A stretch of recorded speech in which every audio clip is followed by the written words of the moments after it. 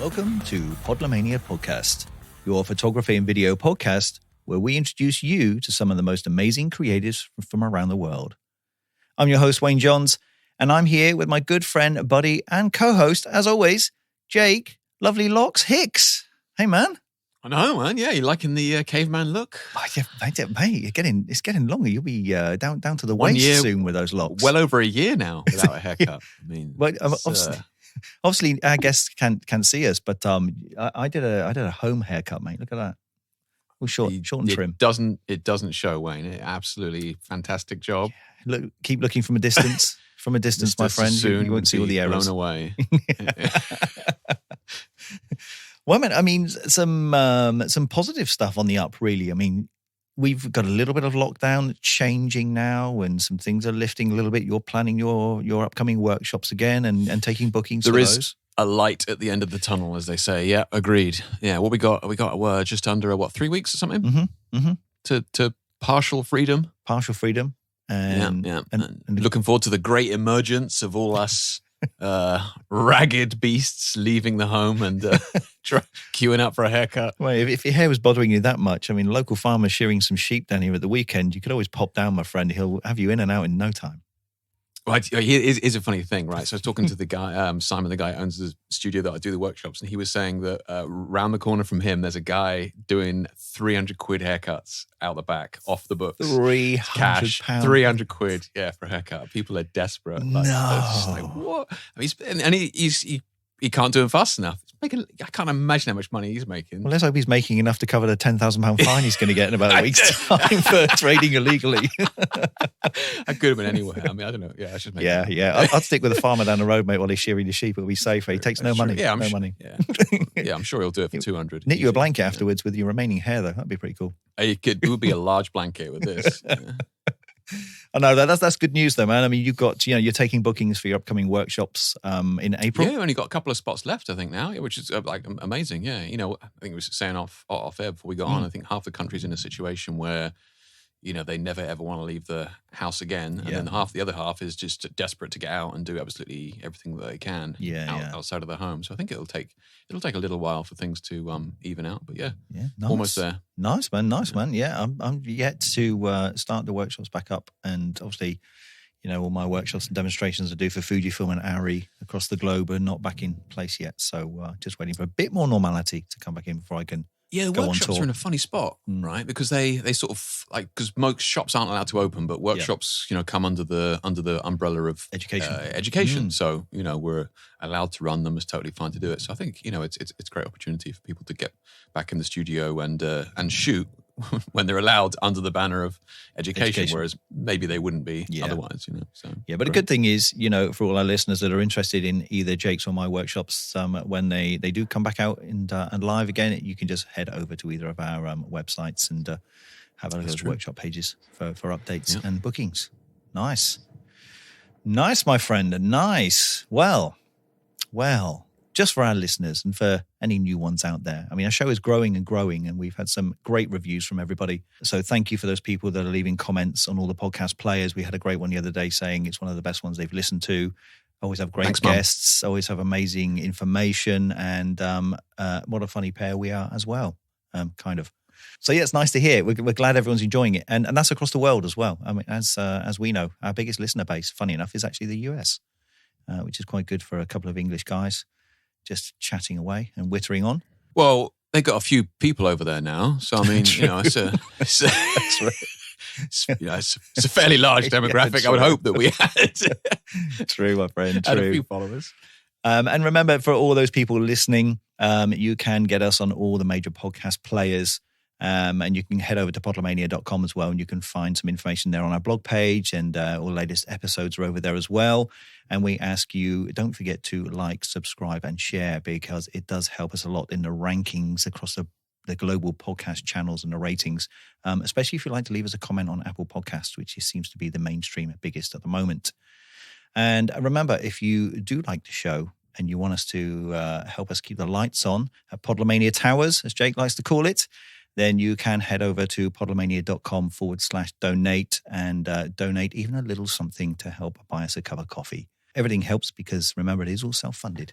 And we love doing this stuff for you guys, and we love getting in some of the world's best creatives in our podcast for you guys to listen to as well. So if you can spare $1 or £1, that helps. Thank you very much. We really appreciate it. And thank you to everyone that has been donating. It's been much appreciated.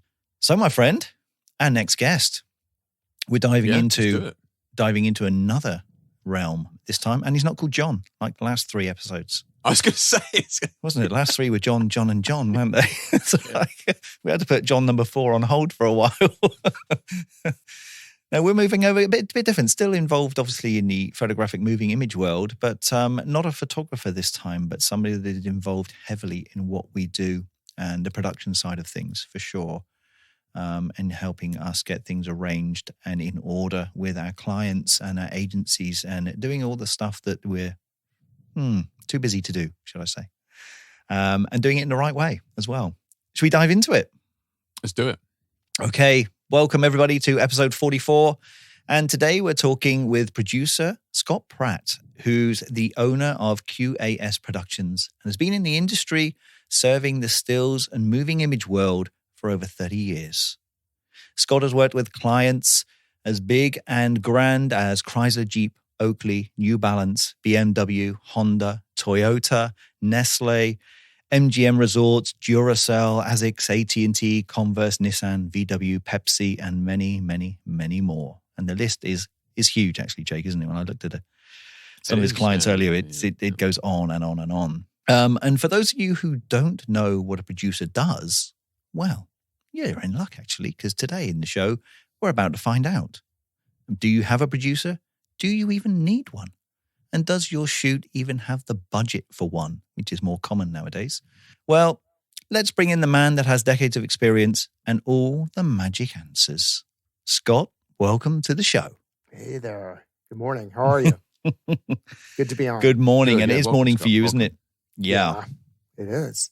9:30 in the morning for you and 4:30 in the evening for us, in the afternoon for us. It's almost cocktail time for you. Well, second time it's round, always cocktail time. Yeah, it's always cocktail time. That's true.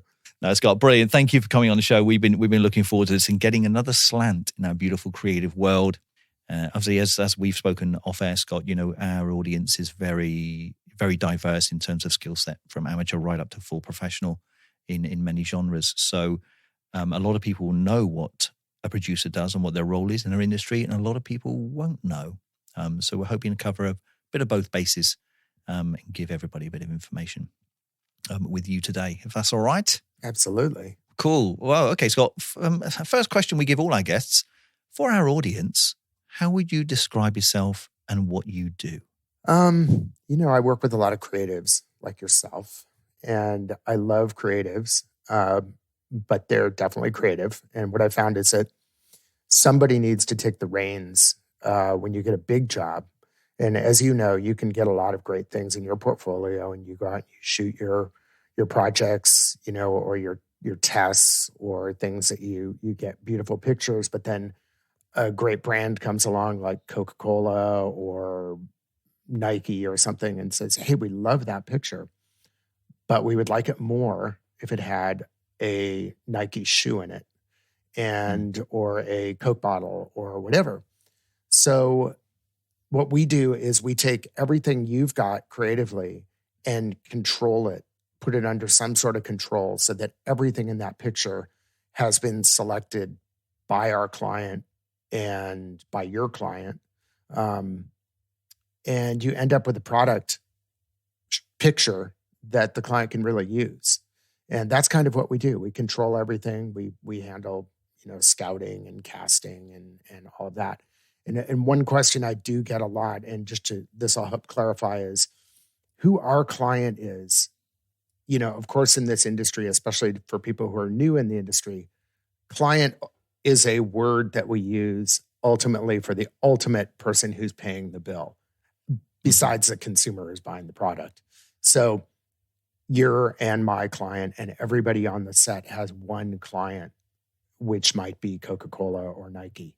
So for us, although we're working for the photographer, usually, on occasion, we work for the ad agency directly. Ultimately, we are all working for the client. So whatever direction they give us, that's what we have to go with. and we're going to take that and control it as much as we can. So basically, I am a paid control freak, which is good because that's what I am. Yeah, that's a good way to describe it. Yeah, true. Yeah, because often as photographers, we're not. So not in those areas, but we are when we're shooting, of course. Yeah, it's out of control comes to mind. Yeah. I know. Yeah, yeah, creative flamboyancy. There you go. Oh yeah, okay, that's it. Scott, can you tell me, how does somebody become a producer? Like now, like, you know, there's no specific training requirements, or there's no like educational course that is like, this is how to become a producer. Like, what's the path? Like, how do you do it? You know, I think most people have probably come into it in some other area in the industry. And either that area they discovered they didn't love, or they wanted to control more. You know, a lot of people started on a creative side. Myself, I started weirdly. It was not anything that I ever thought I would be doing, but a neighbor of mine was working on a car shoot and he needed a precision driver. And I said, well, I'm a pretty good driver. Maybe I can pull that off. And I did that for several years and it was great. Cool. But then slowly I started becoming his agent and I worked for a larger car studio back in the day. So my start was really in cars. But, you know, I hate to say it, 30 years ago, production in photography was not considered a necessity. We would go out on shoots all the time when I was a driver and people didn't have permits and we just kind of showed up and gave it a wing. And when people came out and complained, someone just talked their way through. And I thought, well, I'm a pretty good manipulator. I can probably manage that. And so, you know, now of course it's a much more refined business. Yeah. So that's for me. I mean, I know that there are agency people who have left the agency world and gone into production as well. But fortunately, in still photography, it's really a handful of people relative to the size of the industry. There are not that many, you know, good producers out there. So is there still even like a clear path today, like modern day? Like, you know, if you know, you were, I don't know, you were at college or uni, you know, 20 years old and it's like, I want to be a producer. Like what is the path? I don't think that would be the path. I think that what you would probably choose is something like communication or possibly photography, possibly cinematography, you know, things that'll get you in the industry. But I think that's when people discover, there's more to this industry. There's a lot more pieces.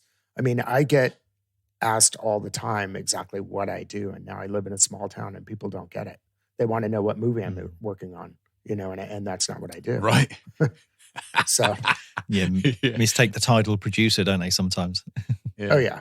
Yeah. I mean, so you got to find another role in the industry really, and then work your way up that way. Is that what you're saying? I think so. And I hope that your term "work your way up" is the right term. I'm not really sure. You know, if you end up, you might end up in the creative world up/out. Yeah, you know, well, I didn't really make it doing that, so now I'm going to do this. Exactly. Yeah, but I'm still in the industry. These photographs aren't selling. Yeah, well. no. Yeah, but it's good. I mean, I do love that in production, a good producer needs to be somewhat of a MacGyver. So we do you use that expression?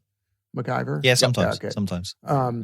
So we have movies over here as well now. Yeah, I know. We've moved on. It's been really great, actually. Well, I don't know if you use that. I even know. feel that expression's getting kind of dated. So I say that. Oh yeah, maybe you looked at me and was like, "Jake, you look too young." He's not going to know. Yeah, exactly. Yeah. Good save. Yeah. So, me on the other hand. Well, yeah. I knew you knew. No. It's but you know, that's kind of what it takes. And so I think it's as much an on-set education as a good producer, I think, has a certain mentality and a certain personality for it. You've got to be a politician, you've got to be a negotiator, you've got to be a manipulator for sure. And you know, just try and make order out of chaos. Yeah. It's true. You know, I see some producers and some of the things they have to do, you know, when things don't go right on set or preset, and it's like sometimes they just pull the magic out of the bag, you know, And sometimes you don't even know the magic that they've done because you're not aware of it. I think that's the nicest thing with brilliant producers. That's the ideal. Politician is a good term for it as well. Most producers are absolutely fantastic at smoothing out any arguments or potential explosions that may happen. Yeah. Problems. Yeah, I usually see permits or not. Yeah, I usually see the police car coming much sooner than anybody else on set. And I do see problems coming. But I've always said, if you're I think the most basic thing that you can do when you're a producer is, you get out there and on some of the shoots where you've got really a big crew and it might be a horrible sunrise situation and not everyone's in the best mood and they're not thinking as quick. Everybody's out there and you might get to set and realize, oh my God, there's a car parked exactly where we need to shoot, or they've torn up the street. And everyone just stands around and looks at each other. And if you can take those, 10 or 20 or 30 people and just make up something. It doesn't matter if it's the right answer. Just get everyone moving in one direction. I think everyone is thankful. You can just say, this is what we're going to do. Yeah. And know to yourself, we might change this whole plan. But if we can just get everyone moving in one direction as a team, then we're going to make it through this sunrise and we'll get something. Yeah. True. Yeah. I mean, we've got some things coming up later in the show, some insights into when things do go right and don't go right for our listeners as well. So we'll get onto those later on in the show. But great. But I mean, you kind of grew up in the film and in and around the film and television industry, didn't you? Because your dad was a sound mixer and recordist in the industry, correct? Yeah. He was, and he was quite a character as well. So it was, it's one of those things where a lot of times I'll see people when I'm down in Hollywood and there's still some old timers around who know who my dad was, and they always think I'm just in sound now because that's what my dad did. But It was good. I mean, I learned a lot from that, and he worked in a time that in the industry, and this is with the same with stills too. In the industry, though, I once asked him about some show that I had seen that he had done, and it was way before I was born, and I had actually never heard of the show. It was called Sergeant Preston of the Yukon. And I asked him, I said, what was that horrible show? And because he worked on some bad ones. He worked on some great shows and he worked on some bad stuff too. And he worked on so many things. And I said, what did you do on that? And he said, well, it depended on the day. And I said, what do you mean? And he said, well, we had such a small crew that we just stand around between takes and everyone would get so bored doing what they were doing that somebody would say, hey, could I do your job? And then we just all trade around. He said one day, this one guy walked up to me and said, I'm just tired of my job. Can I, do the recording for a while? What do I do? Dad showed him. Turned out that guy's job was to dump snow. That's all he did for the whole day. Dad was throwing snow on the set. Dad said it was terrible, but it was like this terrible artificial snow. But yeah. Oh no. But I think that's production. We have to Good do trade. Especially in stills, you jump in and you do whatever it takes. Yeah, everyone mucks in. Yeah. Well, there's a job for everybody, and there's a job that needs to be done, isn't there? That's the difference, no matter what it is. Yeah. So did that sort of being around that at a young age? Obviously, you lived in quite a relaxed environment as a kid, didn't you? I think it's a nice way of putting it. A very laid back way of life as a child. Yeah, I had an unusual childhood. I mean, my dad is as much of a character as he was. We lived on a nude beach, which was great. And, it's not the greatest when you're a kid because none of your friends are allowed to come visit, really. I had two friends, and I think their parents were asleep at the wheel and just said, sure, going down to Scott's house and hang out. But other than that, the nude beach thing was very, very special. He was in his off time, he wasn't really a hippie. He was kind of the father of the hippies. So he'd be out there. Okay. And it was good. And I spent a lot of time at the studios, which was a lot of fun because he traveled around. He had a piece of equipment for the laugh tracks, and we would travel around to different studios, and I met a lot of people and learned a lot that way. It was fun. Nice. Cool. Yeah. Wow. What an environment to be in as a kid, thrown into all that. That's crazy. Yeah, I appreciate it more now, for sure. Yeah, I'm sure the memories of it. I'm sure. Yeah, growing up. Yeah, they're precious, aren't they? Because your dad's no longer with us, is he? No. No, he's not here. Yeah, bless him. So as a kid then, with your dad in the industry like that, I know he was in a sound mixer and recordist. Did that spur you to follow in his career footsteps, but in the creative world? Or I was in his industry for a bit. My dad was very specialized. He did laugh tracks. So it was kind of already an unusual business. And, it had a lot of his original partner in the business had a lot of this kind of mysterious reputation, and that was their PR stunt was no one knows what's in the box. And he would travel around with this piece of equipment and work on shows and add applause and laughter and audience reactions and to Oh, is that what a laugh track is? Yes, that's what a laugh track is. So and I have to say, unfortunately, you guys a lot of times don't have the greatest laugh tracks, but here it was somewhat of an art. And wow. Okay. Yeah, and deep, man. Dad would come home, and there were some shows that he felt were terrible, but he still worked his way through. But but there were things like MASH and whatever that fascinated me more. But then when I got into the industry, it seemed like my path was already predetermined, not by him, just by the industry, that I was going to be in sound. And so I got put in my first job, aside from editing tracks for my dad, was I got put in the sound effects library at a post-production house. And at that time, we created these carts, these sound effects carts. So they were an endless loop of a sound effect. So if you were in a hospital environment, we might have a cart that made the sound of the ventilating machine, that was just over, or the heart monitor. And after a while, and I need to add that you need to do this in a very cold environment. I'm not really sure why, but I had to sit in this cold room editing these carts. And at some point, I think I was going to lose my mind. And I said, I got to get out of here. And this isn't really my career path. And I don't know if I can deal with the laugh tracks. So I went off and ended up doing what I do. But it was not a decision based on following the path. In fact, it was more about getting away from it. Okay. Well, yeah. Okay. Yeah. I get that. Yeah. Nice. It just led you into another path. Then it's opened a different door to you and made you realize you don't want to do it. Absolutely. Yeah. Absolutely. Yeah. Nice. And my dad, I think my dad really respected that when he saw the fun part of it. I think he enjoyed his job. He enjoyed socializing. He enjoyed being on set. But I think when he saw me traveling and doing other things, I think he really respected that as well. You spoke about the problem-solving part of your job there as well, but how much creative input do you have as a producer? Do you simply just get a laundry list of things you need to pull together or required, or do you have a creative input as to how you actually achieve that list of things? I think it depends on the photographer I'm working with, and I think a good producer, one thing that shows a good producer is, I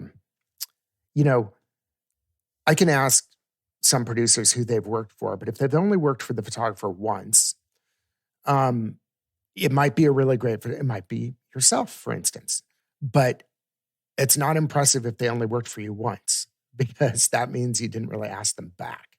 And there's enough photographers in this industry that I could make a career on doing a half-ass job and just moving from photographer to photographer and hope that the work never really got out.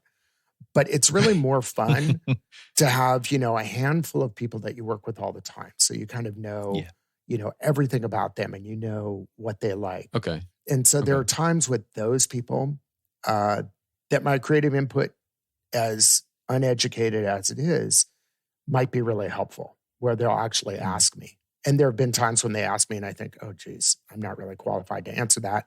But there are other times, where I'll point something out and they didn't see it because they were looking at a more creative way. But I see, the garbage can in the background that really needs to be moved out. Practicalities. Yeah. Yeah, that's true. Yeah. There's a lot, though. There's a lot of creative input, I think, on set with the good photographer that, people see stuff. Yeah. It's helpful.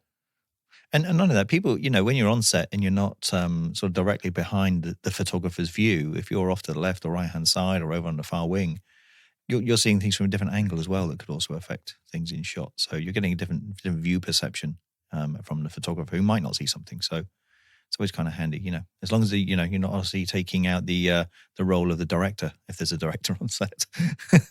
Yeah, absolutely. And I think this as a portrait person. A lot of people that you take photos of, especially if they're celebrities, you're trying to make the connection with the person. So, and I've looked through the camera plenty of times and realized at that moment, wow, this is somewhat of an intimate, up close view of this person. Yeah, yeah. And then I'm talking to the person, but I don't see the crap that's going on in the background. And if I'm off to the side, I see that because I'm not really communicating. Yeah. Yeah, it's amazing how being a through camera view can be totally different from your surroundings just standing in the room, isn't it? It's you're just engaged and enveloped in that, like you say, that intimate contact with the subject. Yeah, if you've got people, that's your job, I suppose, is to really, and everyone else's job is to make sure everything else looks good. But you need to bring it out of the person you're talking to. Exactly. Yeah, indeed. Yeah, photographer's job there for sure.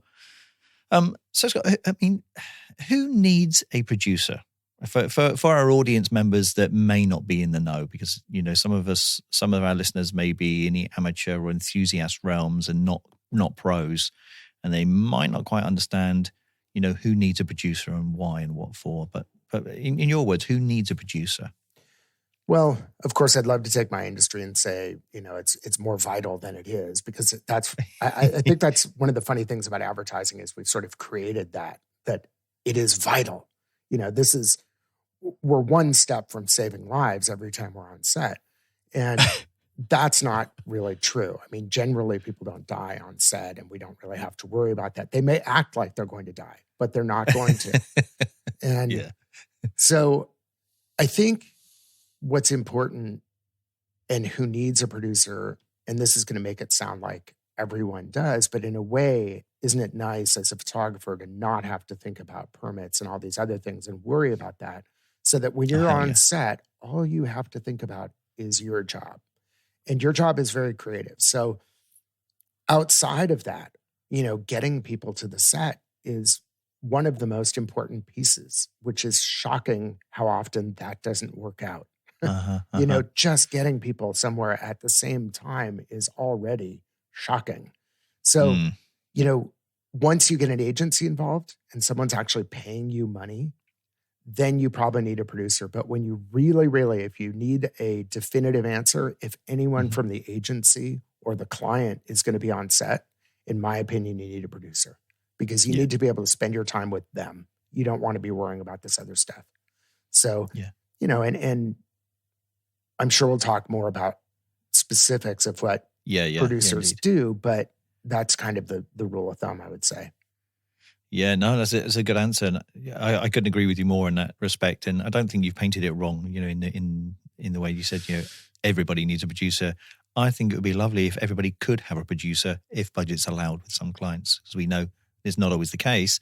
But heck yeah, it would save us a whole lot of headaches, pre-production.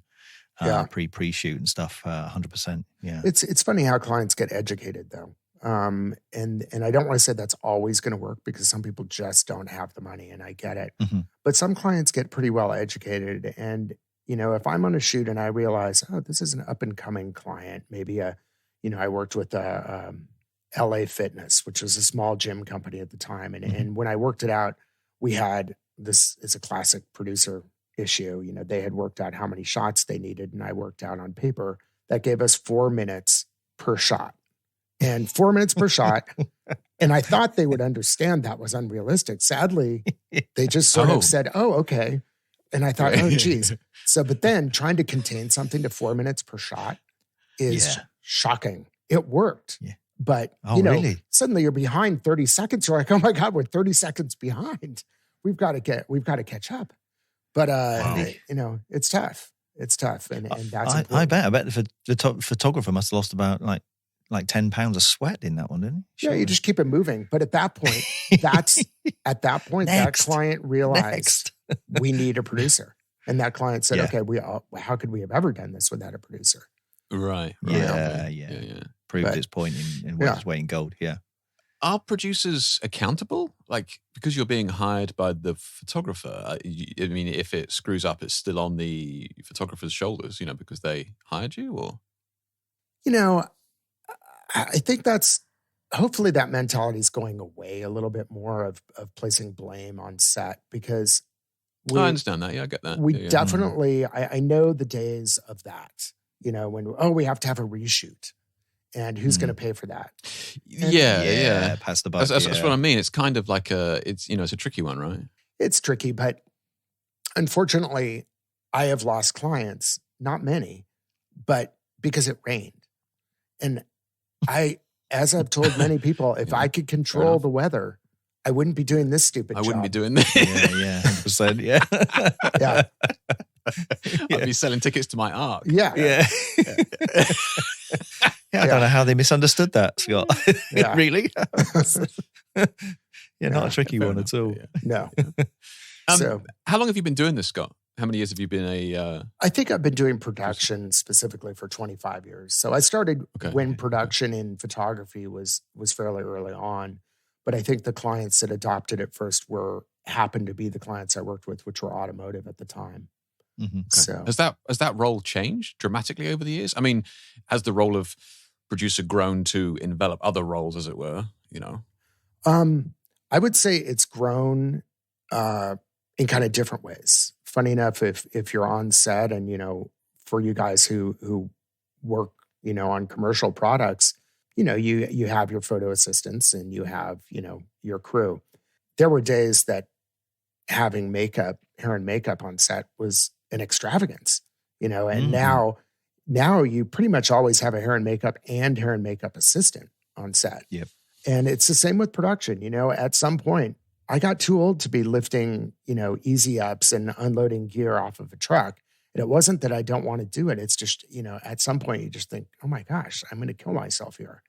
And so maybe there's one less photo assistant where there used to be 3, there might be 2, but I actually have someone with me who helps me, who's generally slightly younger than I am, who's, more fit and can kind of take up the slack in those other areas. And then often we have yet another person. So I think the role has changed because we've expanded it. And again, I think the clients have learned to appreciate that.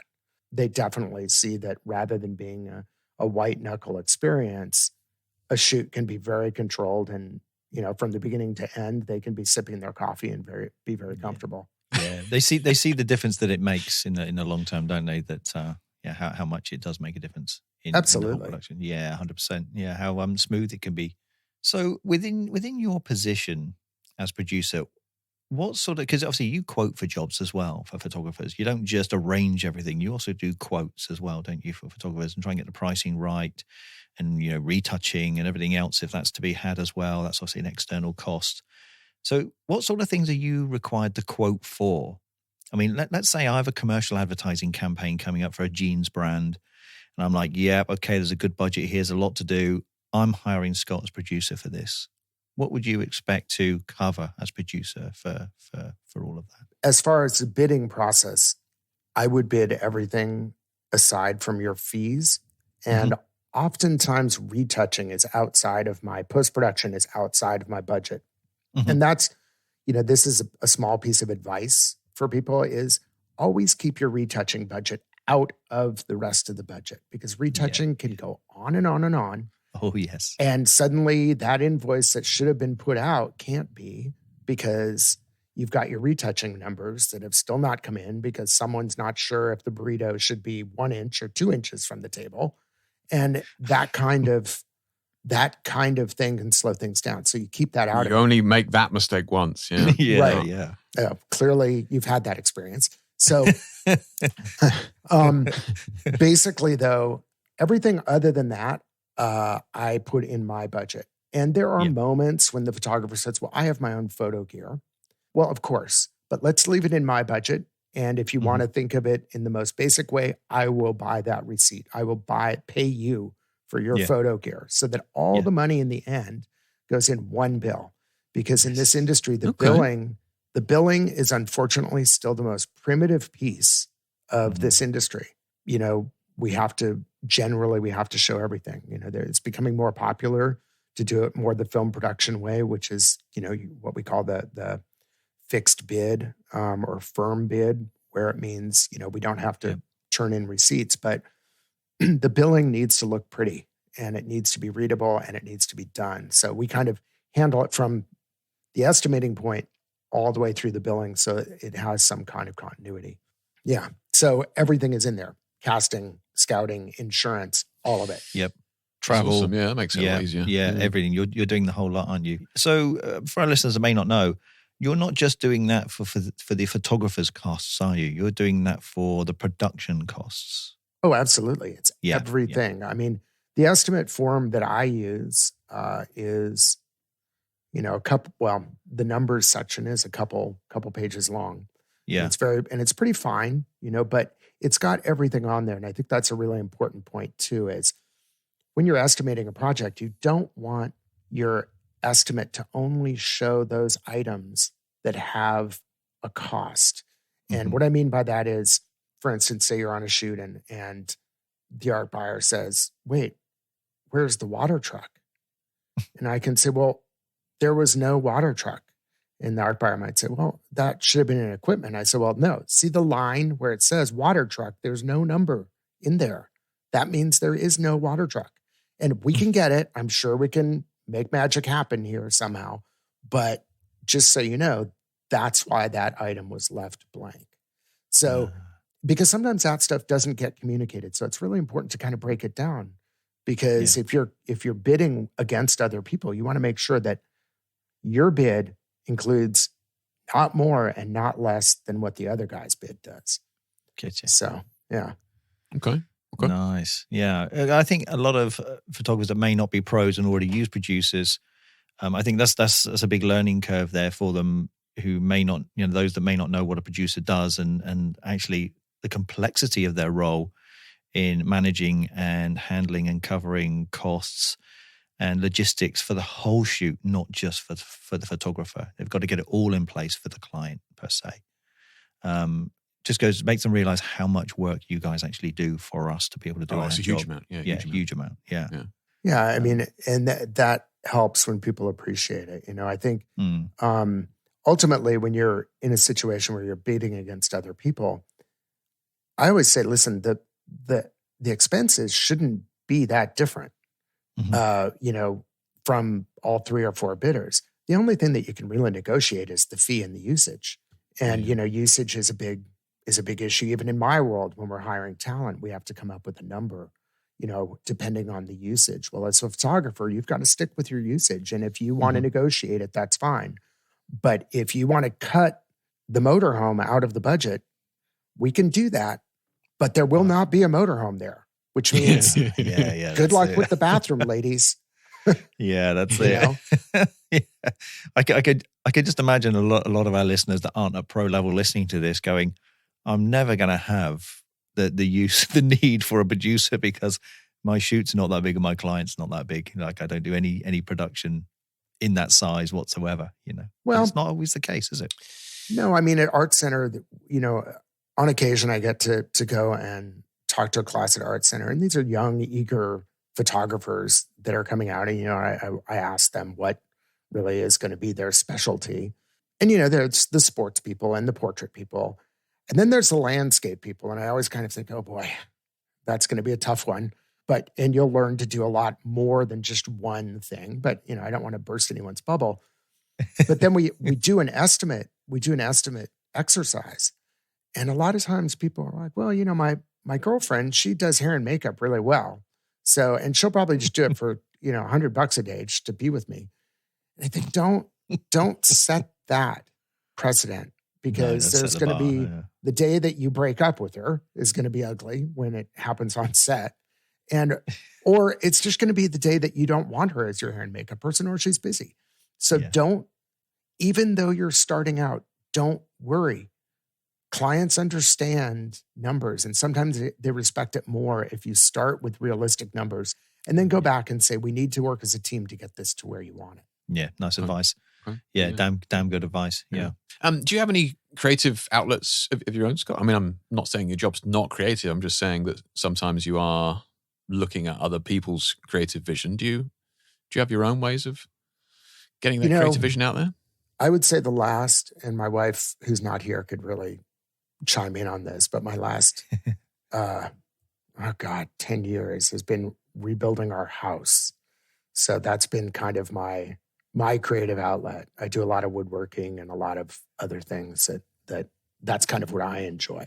I love my projects. And the other token is I love going out at the ranch. We've got, every year we cut trees down that are, falling down, oak trees and things, and then we cut them up for firewood. There's nothing more gratifying than taking whole wood and using the splitter all day and just watching one pile get smaller and one pile get bigger. And there's not any discussion. There's no better way to do it. Oh, I love it. Yeah, true. Production really, there's no. Can I just get this signed off, please, Scott? Can I just get this signed off? Yeah, please? no, it's just going to be this way. And that's it. Nobody's going to argue with me. Yeah. But does she ever throw it back to you? That stack's not looking quite as neat as the previous one. Can we rearrange that one so it's like symmetrical? No, because there's always room for helpers. Yeah, true. Everybody's keeping a wide berth from you. Everyone just thinks it looks great. Yeah, it just looks great. You're doing a great job. Yeah. Did a great job. Yeah. Well, I think that's a lighthearted approach to the middle of the show, Scott, where we're now going to put you at ease and give you the lovely, joyous, rapid fire, not so rapid fire round. Oh, boy. Okay. The one that's been keeping you up all night, in cold Exactly. sweats. My hands just started sweating. Gosh. But if I get them all right, is there a prize? Oh, no, sure. Sure. Yeah. Of course there is. Yeah. We'll let you know whether you've got them right or not. Yeah. Mm-hmm. I love this game. Well, as always, folks, it's a rapid fire, not so rapid fire round. And as you're all aware, it may be relevant to the industry and our guest that we're talking to. It may have no relevance whatsoever, and you may learn absolutely nothing. So here we go. 10 randoms. Scott, gripping his chair, waiting in anticipation. Step on it. Okay, here we go. Name something you have a fear or phobia of. Oh, God. It's funny. As I've gotten older, heights. And I never was afraid of heights. In fact, my wife and I are both pilots. But now I get up on a ladder and I look down and I start thinking, oh, shit, I'm up here. And if I fell, I'd break a hip or something. And in the old days, I might go around a day and think, well, this will get better on its own. Now, that could kill a guy like me. So like I said, on set, I have to be a little more careful. That's amazing. You're on top of a ladder looking down. You're afraid of heights. How do you fly a plane from on top of a ladder? That's what I want to know. If you're that scared, the plane's got wings. There's short of me falling out, it's not that nothing's going to happen. I also don't love snakes, by the way. If there had to be two, snakes have never been a favorite. But that's just sensible, though. That's not really a phobia. That's just sensible. Yeah. Have you ever been mistaken for somebody else? Yeah, I have when I was younger, and but usually it's no one very. I mean, I have to say, I used to get mistaken for an actor, and that was all cool. And then I knew I was getting older because people would walk up to me, and it was always the thing. Oh, you look just like, and I was like, oh, here it comes. Sean Connery. Here it is. This is it comes. And then this is when I knew it was going south.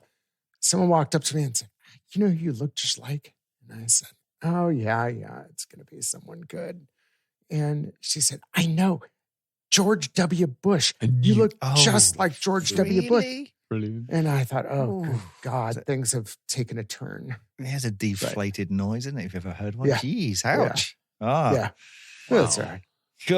God. Okay. Yeah. Have you ever sent a talent to the wrong location on a job? Have I? You know what? I think I'm proud to say I haven't. I've had the wrong talent show up at our job. At your fault or just the agency? No. Well, okay. So it's LA and we have a pretty big talent pool. There were two talent that had the same name. And this happened in the early days of digital. And I kept saying, listen, you've got to take something in this photograph so that the name and the picture are together. You cannot just say this is image number, whatever. Oh, yeah. And so, and unfortunately, in this case, it was for a cellular mobile phone company. And it was around the holidays and we needed Santa Claus. And the guy who showed up was definitely not. We had two roles there was a Santa role and then there was a geeky computer guy role. And these two guys that we chose, our geeky guy was someone completely different. And then we had this guy as our Santa role. But unfortunately, I got one of the geeky computer guys showed up who had the same name. And there's no way to make that guy look like Santa Claus. And it was one of those days where you had a lot of shots. And fortunately, we're LA and it's not that hard in LA. People just, oh, okay, I understand. And 45 minutes later, there was Santa walked in the door. Okay. And we got him in his red suit and we pulled it off. Nice. Nice. Yeah. Have you ever messed up big time on a production? Oh, God, yeah. I mean, usually there's quick, it may not seem as big, hopefully, to everyone, because I think that's part of my job is to True. Fix it. Lie to them. Quickly. I mean, fix it. Yeah. Lie to them, keep everyone at bay, and just say, that fire has always been there. What are you talking about? Yeah. I think we did set a fire once. That was bad, but that wasn't directly my fault. I'm not the one who did it. Sure, yeah. There's no video evidence. Yeah. I did. Yeah, there's no video. I would say, unfortunately, the bigger mess ups in my job are usually about permits. So it's pretty unimpressive because or not having permits, as the case may be, or the wrong permit. Yeah.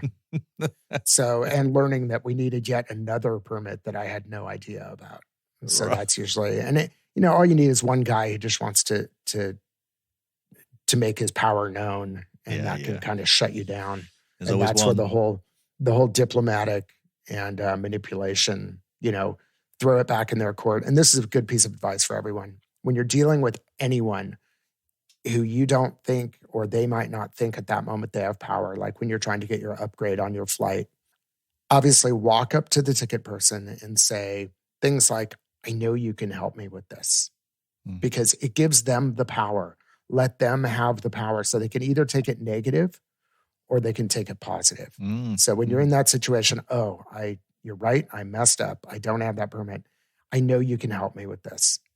And give them that power, because now they have the power to help you, which is equally, and maybe not for all people, but it's as fun to use that power as it is to shut something down. Nice. So, and that's I think is good in life. Yeah. True. Yeah. So that's it. That was your big mistake, the wrong permit. You let me down, Scott. I was expecting. I'm sorry. You emphasize the word big and everything. Obviously, you wouldn't. Obviously, you wouldn't admit live on a podcast that you really screwed up somebody else's job. But no, I mean, I need to get someone else in here to remind me, because hopefully I put those out of my mind. Yeah, that's true. True. But I think I did let you know that it's all relative. We are not saving lives, so as bad as it gets, to some people this may not seem bad, but when you're shooting a Coca-Cola ad and you've got Pepsi in the cooler, that warrants like a big flip out on everyone's part. Jesus Christ. And I mean, that happens because that's not exactly my job. And I didn't go to the grocery store and suddenly I look in the cooler and think, this is all Pepsi products. What is this? That hasn't happened though, is it? Oh yeah, that's happened. I mean, that kind of stuff happens all the time. Really? But, I mean, I hope you're feigning. No, that's like, come on. That's like, come on. That's pretty, like, Jesus, somebody should have been fired out of a cannon for that, surely. I know, but you get pretty far from the source, and these guys, a lot of times you get PAs who are on the shoot who are great guys and they don't know even what we're shooting. They're just there to show up and carry stuff. Right. Okay. So they've been asked to go to the store and pick up some cola. Okay. Gotcha. Exactly. Nice. Yeah. Okay. Right. Back on it. Are you any good at Sudoku? I kind of suck at it. I've never gotten the hang of it. I am good at words with friends, but that's a lot less cerebral for me. The number thing, I just can't. I get the idea. I'm with you on that. It kind of gets under my skin. I think I probably have one Sudoku book that's, you've got the page that has two numbers and then you move on because you didn't get it perfect. Because I don't like scratch outs. Name one thing that you love about being on set. Craft service, for sure. I love the craft service. I love the food. Yeah. You know, anyone who says they don't like it, I mean, because I don't get that stuff at home. I mean, when can I walk up and grab a handful of Red Vines or, you know, Cheetos? I never get to do that at home. I'd be in big trouble. Oh yeah, and for sorry, Scott, for our non-American listeners, especially for our English Europeans, catering as we call it over here, craft service catering, We have a definite distinction between the two here. Craft service is all the crap. And then there's catering, which catering is the main course. But usually I've filled up on the snacks, and the catering also looks great. Yeah. But the craft service is amazing. And, you know, and I think this is, you know, with COVID now, with craft service, someone has to hand it out. Oh, yeah. And I found that I've lost weight because when I'm at the craft service table now and I have to ask for something, it suddenly feels very embarrassing if I go back and ask for yet another bag. It's a little bit awkward when they go, "Oh, hi, Scott." Yeah, when they know you by your first name there, it's a little bit, you know, it gets a little bit awkward. And then you have to say, someone else wanted a bag of Cheetos and he couldn't come right now, so I'm just going to take this to him. Yeah. I'm the other way. I'm the other way around. I'm no holds barred. I'm proud to go back for more because it was that good. You know, it's a compliment to them. Yeah. Even on main catering, I go back for seconds. Always. Sadly, if everything's going great on set, though, you're super busy. And I've got plenty of time to be at the craft service table because everything's moving along fine. True fact. Yeah. Well, any decent producer would be, side shuffling some of that over to the photographer. You know what I mean? Oh, yeah. That's it. I try. Wow, man. An empty bowl arrives by the time he's walked across the studio. Hi, I got you an empty bowl. Yeah, have this. See, the thing is, once I get to know someone, then I really can do that. Yeah, I can show up with exactly the crazy item, the special matcha that they wanted, or, you know, whatever. I can show up with that. But okay, if you didn't become a producer, what would you be? Oh, that's easy. I would be Richard Branson. I would come back as Richard Branson. And I think that's always been, that guy to me is like, he's done it all just the right way. I think there's not a day in that guy's life where he has to think to himself, wow, I didn't really get anything done today. Didn't really do much. You know, true. I'll just take hot air balloon for a spin. But, you know, well, I just think that's what I would love to do. That's I really a hell of an do answer. like to fill up the days. I don't like to sit down. So nice. He's really one of those guys. That's the first of its kind of answers like that, isn't it, Jake? That was pretty close. Yeah, it was definitely on the edge of your tongue there. That was straight out. Yeah, he's thought a lot about that. Oh, I think about it all the time. This is obviously no stereotype to your area of None where whatsoever. you live, but did you used to surf at any point? Only now I live in Northern California and I'm old. My son now surfs, but when we lived in Southern California, that was, I mean like I said, my friends weren't really allowed to come to our house. So I only had a couple friends at the beach because it wasn't a really kid-friendly beach, but it was a very popular surf beach. So it was fun. I bet. In that way, it was fun. Right. Yeah, I bet. But, have you ever eaten escargot? Absolutely love that. No. I mean, you know, everybody could say they love escargot though, because really, ultimately, it's butter and garlic and something chewy. Chewy, And it's amazing. Jake's face. The listeners can't see this. Jake's face. What's wrong with you, man? Well, I growing up with you know, well, my dad also had a very young girlfriend and who eventually he married, and they would actually grow the snails in our garden. And then we would put them into cornmeal. That's what we're calling that. That's how we're calling that now.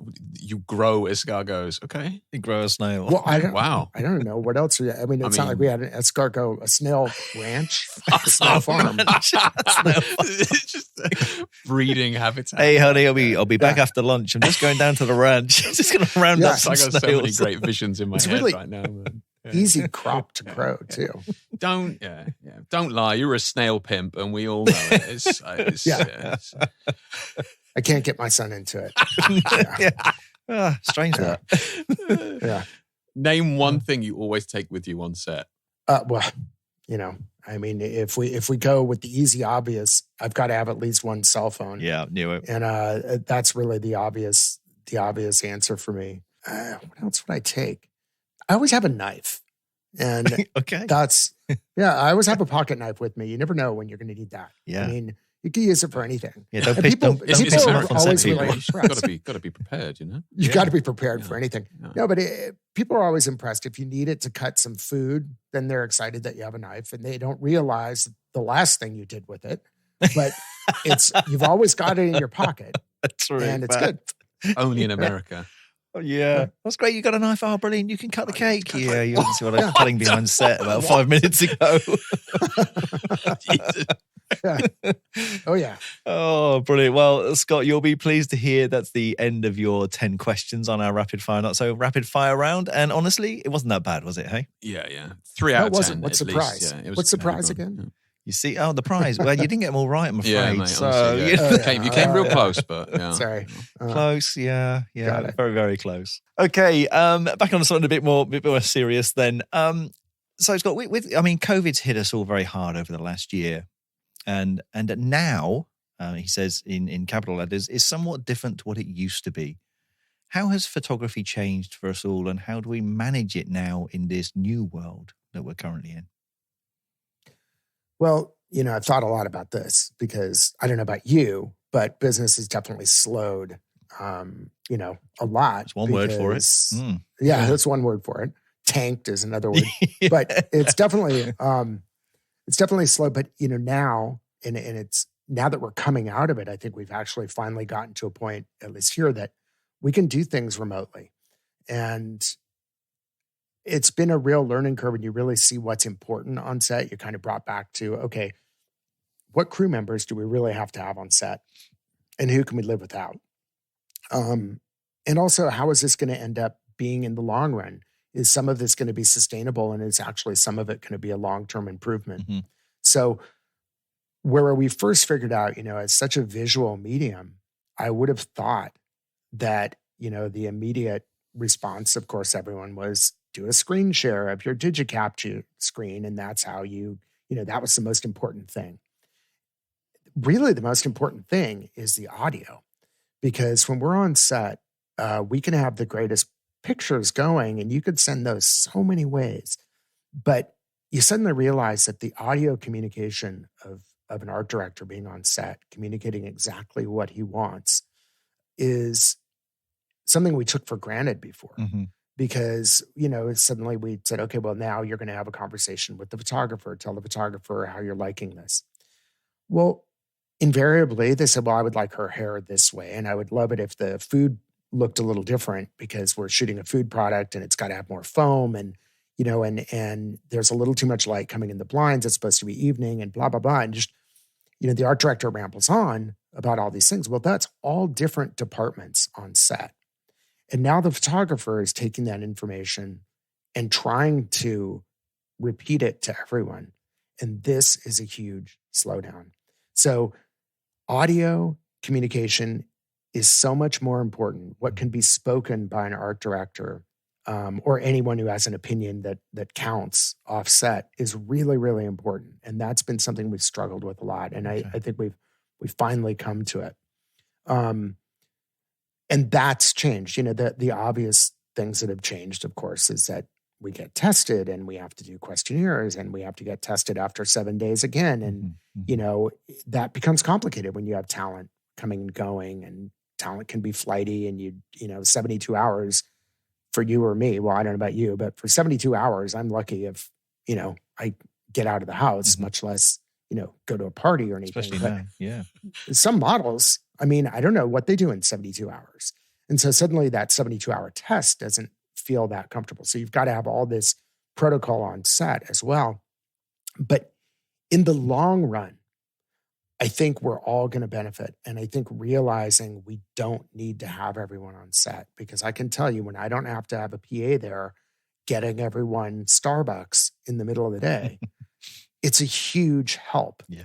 It makes us be able to focus on really what the job is. And that I really like about it. And I think environmentally, it's great because we've really cut back on a lot of the client travel and the extra people that we had built up over years coming to shoots. And now we've really trimmed it down, which is great. Yeah. I think we spoke about this earlier on, but you guys certainly are professional problem solving, right? That's what your sort of day-to-day job seems to be to me, when I'm on set with a producer. But, what are some of the common issues that you encounter during your projects, sort of time and time again? Like, what have you learned to avoid or at least prepare for? Well, this is a good one. There are a few things that come up and that I have really had to say these time and time again. But the first is, if I'm working with new photographers, especially, or younger, they might have a list of people that they like to work with. And, if we're working for a telecommunications company, for instance, and the photographer comes along and says, I want to work with this hair and makeup person, for instance. And I can respect that. I can respect all the crew that they bring. But a lot of times what it is they've gone to a book at the most high-end hair and makeup, artist representative group and brought me the most expensive hair and makeup person who we don't need. And in fact, isn't really showing me, and I'm not creative, but is not really demonstrating that they can work quickly and just make people look natural. And I think that's one of the biggest problems we've faced is overproduction, is people trying to overproduce the job instead of hiring the crew that we need. From my perspective, one of the first things I need is don't send me a hair and makeup person or a wardrobe person or anyone who doesn't speak English really well, because they need to be able to read a map and they need to be able to get to set. And if that doesn't happen, nothing else will happen. And it sounds stupid and it sounds basic, but that is a huge piece of it. You can't just fly someone in from New York and expect them to get to set on time. Yeah. You really need to have your crew be the right people for the job. And I think that's been something that I've fought a long ways. And now I kind of say, listen, pick one or two people that you really want. I can work with that, but don't change everybody, because then I don't know how everyone works. And I don't know if the caterer is going to show up in time. Do I need to pretend that we need lunch earlier just so that they get it on the table in time? So I think those are kind of bigger things that happen. So are you saying, you really only like to work with people who you've worked with before and have confidence and trust in? Is that what you're saying? Or I'll work with anyone for sure. And if it's really important to the photographer, that there's not a compromise, and it's fine. But if I work with an entirely new crew, okay, yeah, I hear what you're saying. It can be a struggle. Yeah. Or if something is overproduced to the point that we don't need all of that, gotcha, it becomes really difficult to get people to do their actual jobs. A beautiful hair and makeup person can't do hair and makeup when they're prepping 10 people. No, exactly. It's just, they're not going to get it done. So yeah, I think you need to have the right crew. Yeah. For the right. Okay. Yeah. Yeah, indeed. Well, let's talk about something specific in, from your career. Let's talk about one of your casting sessions, talking about casting, your casting sessions on a campaign that you worked on for one of your clients, Spirit. It was one of those casting sessions where you had, a lot of people to cast over 4 days, didn't you? Perhaps with one person at the end that stood out a little bit more than others because of their vocal talents. Yes. Well, anyone listening to this who knows this project, it was actually Sprint. It's a telecommunication company that's since been purchased by T-Mobile. Okay. So I feel like I can talk about them. And they were amazing client and really a lot of fun, this division. Very high-end photographs, because they were constantly redoing their stores, and their stores were known to be beautiful, sort of like the Apple store. Yeah. When they had portraits, just beautiful portraits, and a great, another fellow countryman of yours, amazing photography, just beautiful beauty photography on white, but it was good. But they spent a lot of money and a lot of time on the casting, and we'd spend, for a week-long shoot or a 4-day shoot, we would prep. Just the casting alone would be 4 solid days of seeing people with, for people who haven't done casting a lot, that's a lot of people. Yeah. Over 4 days. And I can power through, and I love being at the casting, and I love talking to people. Yeah. So how many people was this? I can power through 200 or 250 people a day. day. No problem. Yeah. And I just know, I know the line to say. It's still ingrained in my head what I used to say for Sprint. Every single person. And, we could get them to do their things. And Sprint was usually, we generally have, I'm going to ask you 3 questions, your name, what 2 things in your life make you really happy. Mm-hmm. And then for the Sprint guys, they would throw in something particular to that shoot, usually. And, when cell phones came out, and still to this day, a lot of people use their cell phone to listen to music. And so that, before Bluetooth, they had their earbuds in and they'd be waiting at the taxi stand or at the subway or whatever. And so Sprint's point was, we've got really great audio. You can stream music. So now for your casting, of course, we don't have a phone for you and we don't have earbuds, but we want you to pretend that you're listening to your phone, your music, your favorite music on your iPhone or whatever, and you're waiting for the subway. And I don't know how this guy found us, because he found us in LA and in New York. And he became iconic because he was there for 3 or 4 of our castings. Right, okay. One of our categories, in casting, and I don't want to, this is a tough one with casting as a side note, is you're suddenly categorizing people where I know it's not the right thing to do. But honestly, if you need an Asian person, I can't hire someone who's not Asian to fake it. True, it's something that, you can be a good actor, but you're never going to pull visually that off. alone. So I don't have a problem saying we needed an Asian guy between 40 and 55, I think. It was an older group. It's a very tough category. So in that category, you don't get a lot of submissions because that category doesn't, even in LA, it's a hard category to fill. Okay. And now's our chance, Wayne. Now's our chance. There you go. Yeah. We're in, mate. I thought, well, this guy, he's looking pretty much like the part. So we brought him in and I thought, this is going to be it. Finally, I've got this guy. The one applicant. And pretty much the one guy. And we got to the point about, could you do this whole thing with your cell phone? Like, our whole thing is, you don't have to sing or anything. You just have to pretend like you're listening to music, maybe moving up and down or smiling or whatever. He busts into Like a Virgin, singing a Madonna song, and just blasts it out in the casting studio. And it, you can't laugh at people. You really have to contain yourself. So we're all, I could tell, I could probably feel the tears streaming down my face, trying to keep it together. And, nobody else has to say anything. I still have to talk to this guy. And okay, thank you. And so I left. And was it with, was it with an accent as well? Oh yeah, full accent.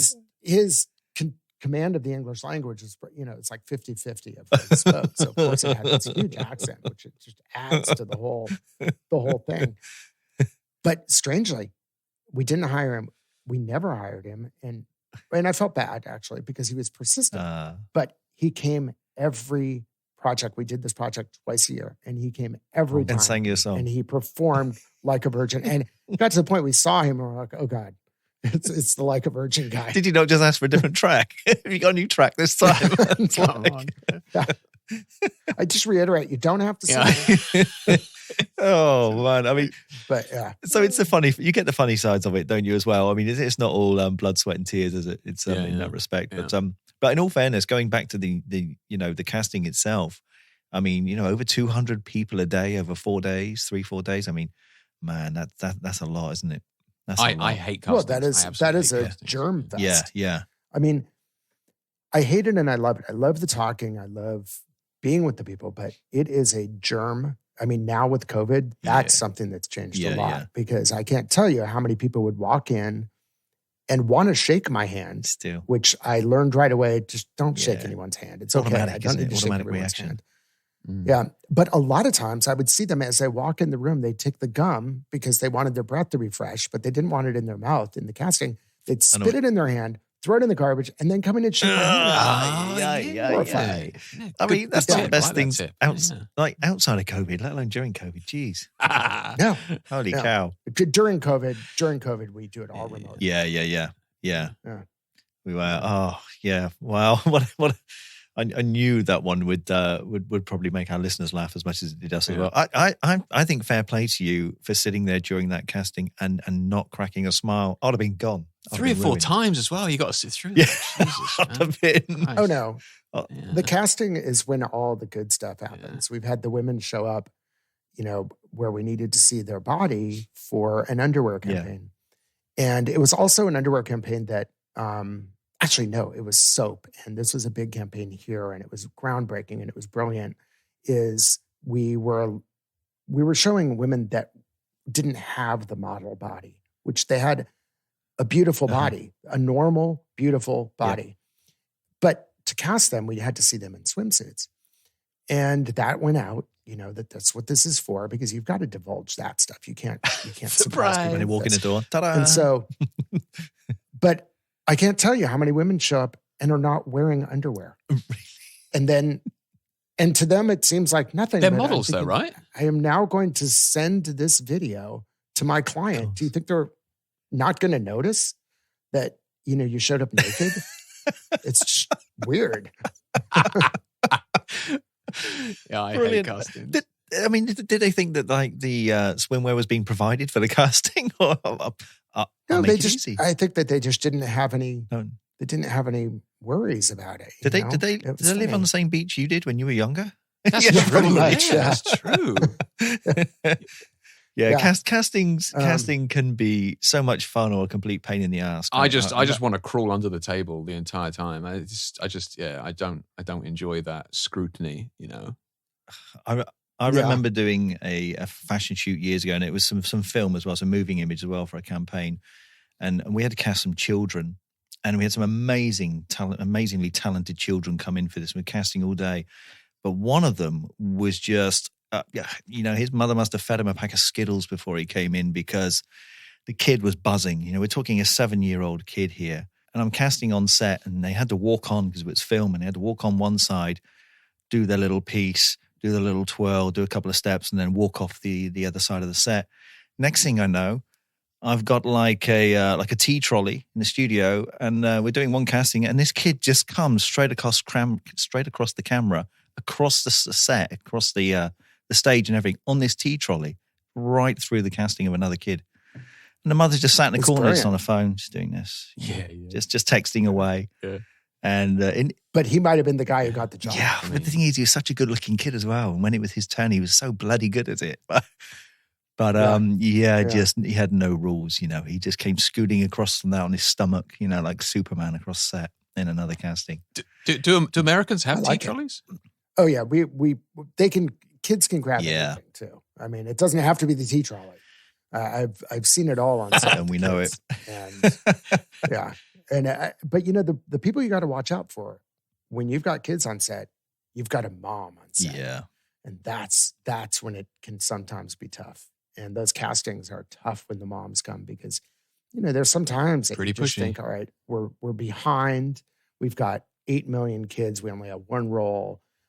There are those moments when I have to look in the waiting room and say, listen, I don't want to waste your time. I don't want to waste your time. And, you have to say it in a nice way, but these are professionals. They get it, but it's the moms. The moms will come at you with the book, and you need to look at his book and yada, yada. Yeah. And they will really get on you. Stage moms, good stage moms, don't want to be in trouble with them.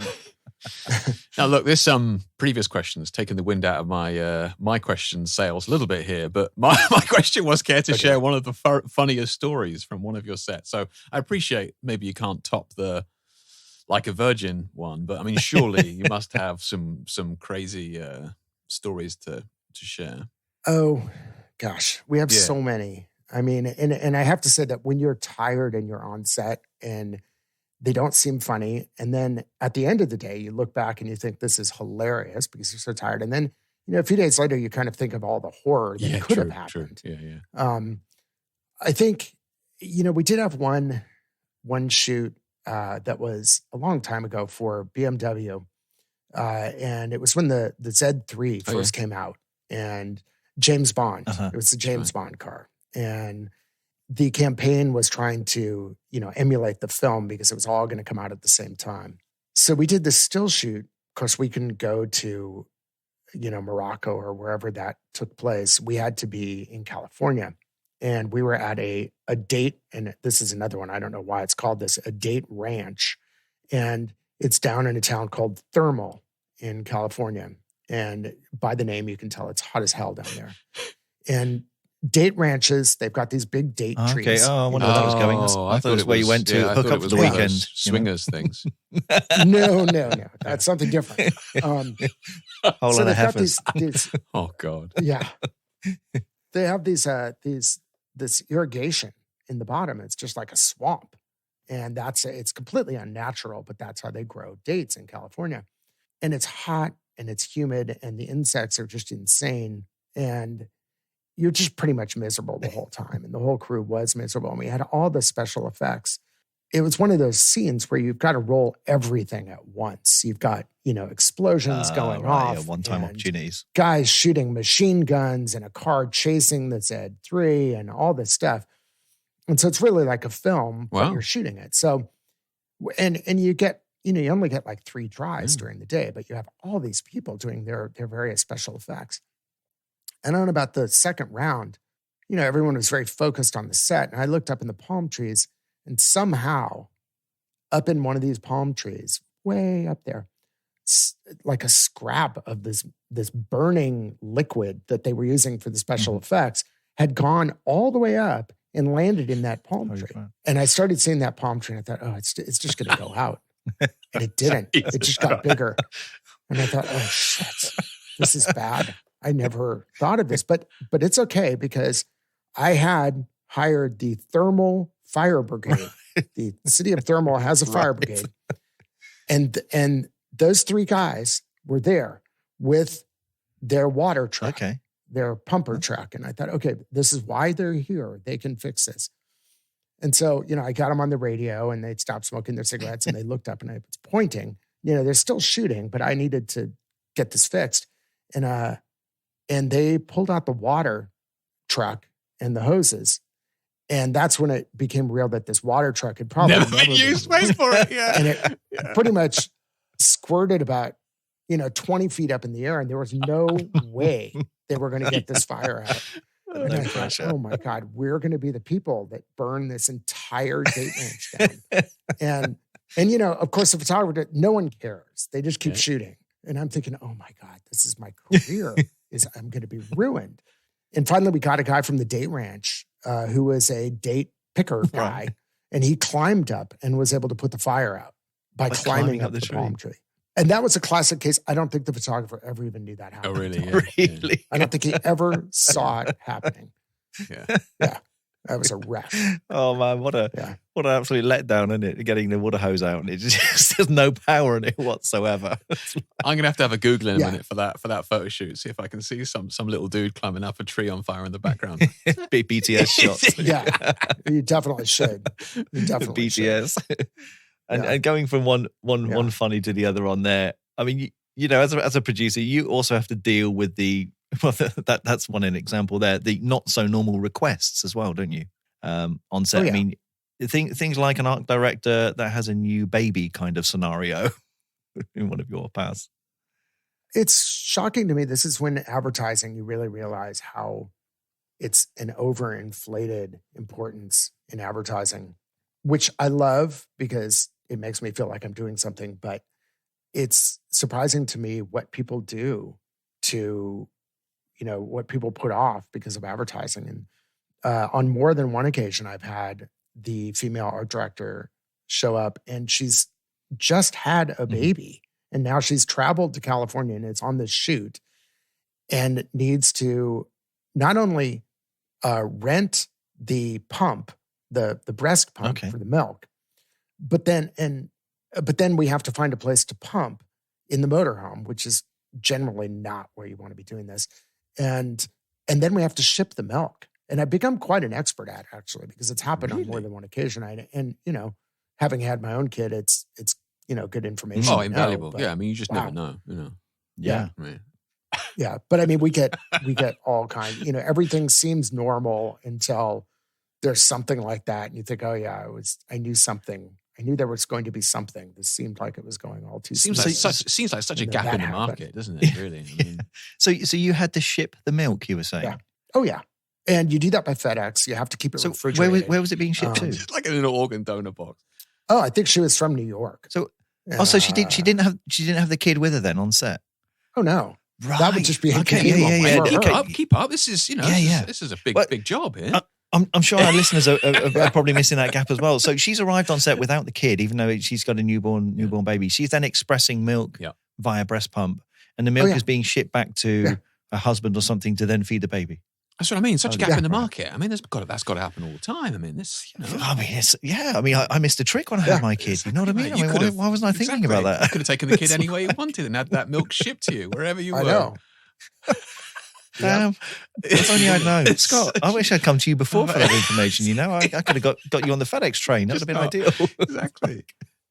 I forgot to mention that's another reason you need a producer. Yeah. That kind of I think the logistics of that tops everything in your career that you've just been through in this whole show. Refrigerated as well. I mean, how the hell are you sending that refrigerated? Like what? Oh no, FedEx has a whole system. Right. They got a whole breast milk division. Exactly. FedEx. Clearly. Yeah. Sure. Yeah. Don't worry, don't have a breast pump. We'll deliver one to you. Don't worry, and our courier will wait. So it's like, Scott, you're missing a trick in your industry there, I think, Scott. You've got a whole new business line there. It's weird because a lot of people get out of the office. And what I think is really interesting about advertising is that, people get out of the office and suddenly, because they have all these people on set and, especially if it's a client or the agency, normally they have to get their own coffee. But not when they're on set. When they're on set, this is one of the perks of being on set is that someone is there kind of to be your valet. And some of the questions are just, going to the dispensary is another one, the cannabis dispensary, where you just get to the point where you're like, oh gosh, if anyone asked me to go to the cannabis dispensary again. And that kind of stuff is interesting. But what I find fascinating about advertising is it's one of the few industries where your pay scale does not determine your hierarchy in the job. And it's pointed out to me when I was working on a project for the U.S. Army, which, by the way, is the biggest advertiser in the U.S. It's the U.S. Army or military as a whole. And they had an art director there who was a former Army service person. And he said one of the toughest adjustments for him was when he left the Army. In the Army, he could see by the stripes, by the uniform, who his superior was.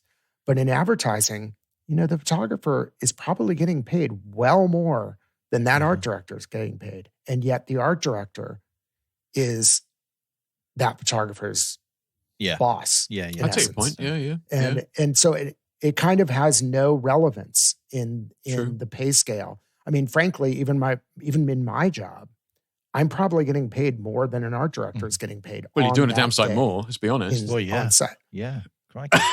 Maybe.